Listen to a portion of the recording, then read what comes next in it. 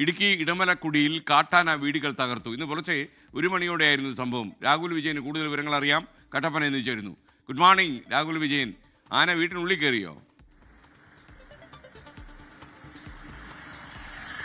ആന വീടിനുള്ളിൽ കയറി.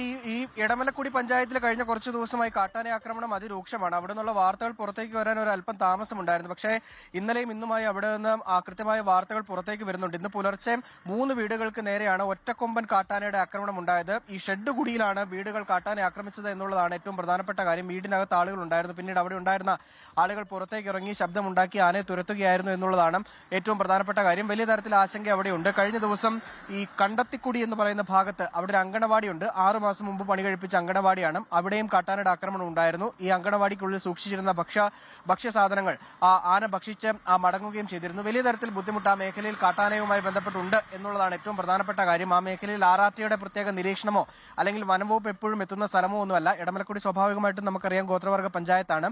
അവിടെ ആ രീതിയിലുള്ള നിരീക്ഷണം മാത്രമേ വനംവകുപ്പിന്റെ ഭാഗത്തു നിന്നുള്ളൂ. പക്ഷേ കാട്ടാന ഇത്ര അക്രമകാരിയായി കഴിഞ്ഞാൽ ആ മേഖലയിൽ കൂടുതൽ നിരീക്ഷണം വനംവകുപ്പിന്റെ ഭാഗത്തു നിന്നും ഉണ്ടാകേണ്ടതാണ്. അല്ലെങ്കിൽ ആളുകൾക്ക് അത് വലിയ ബുദ്ധിമുട്ടുണ്ടാക്കും എന്നുള്ളതാണ് നാട്ടുകാർ പറയുന്നത്. സ്കൈൻ.